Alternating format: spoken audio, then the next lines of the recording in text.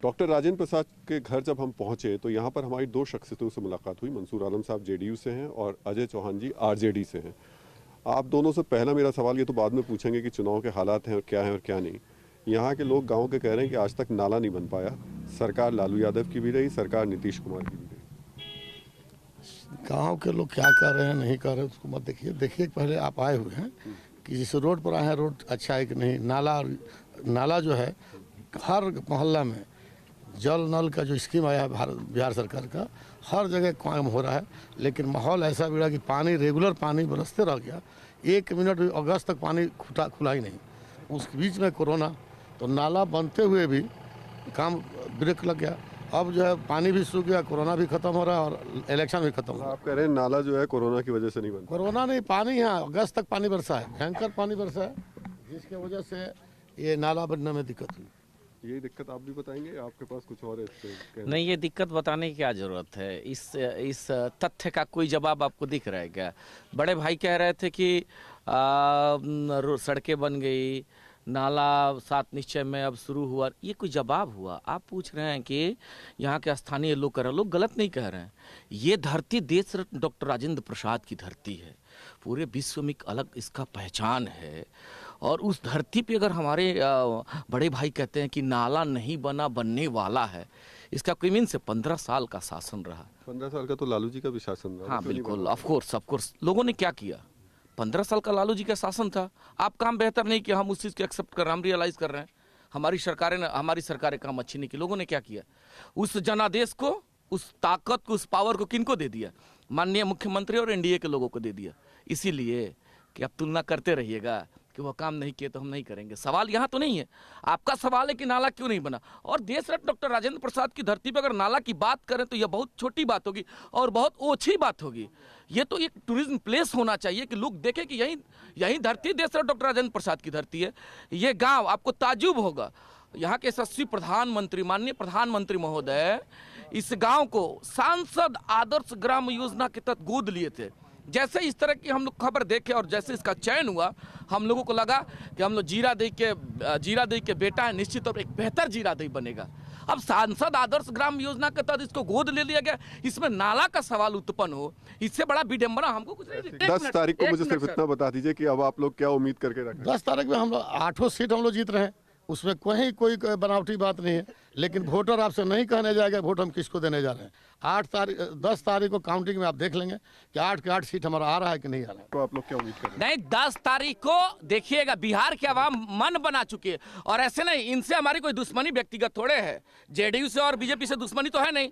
यहाँ की आवाम मुद्दाओं पर चर्चा करके और यहाँ के आदरणीय युवा नेता तेजस्वी यादव जी को मुख्यमंत्री बनाने जा रहे। सिवान के लिए शिक्षा का क्षेत्र हो, रोजगार का क्षेत्र हो और स्वास्थ्य के क्षेत्र हो। अभी कोरोना काल में हमारे यहाँ सिवान में बॉडी पड़ी हुई थी बाहर सदर अस्पताल के पीछे। हम लोग इनसे पूछना चाहते हैं कि कोरोना काल से लेकर के चाहे 15 साल के शासन काल में शिक्षा के क्षेत्र में क्या किया है। हमारे जयप्रकाश विश्वविद्यालय है जो 5 साल आज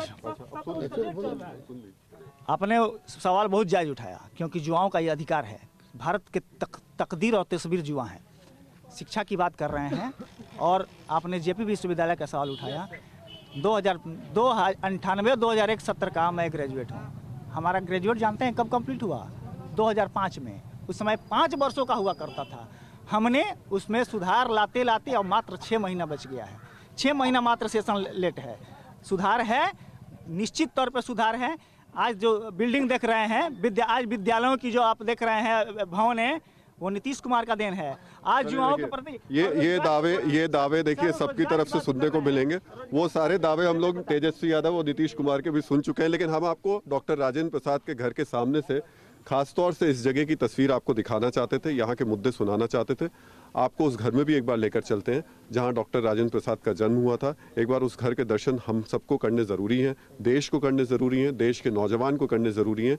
क्योंकि अगर इन आदर्श लोगों को हम लोग नहीं जानेंगे, इनको हम भूलेंगे, तो ये हमारे लिए, हमारे आने वाले भविष्य के लिए बहुत ज़्यादा खतरनाक होगा, बहुत ज़्यादा दुखद होगा। तो आइए उनके घर में भी चल लेते हैं।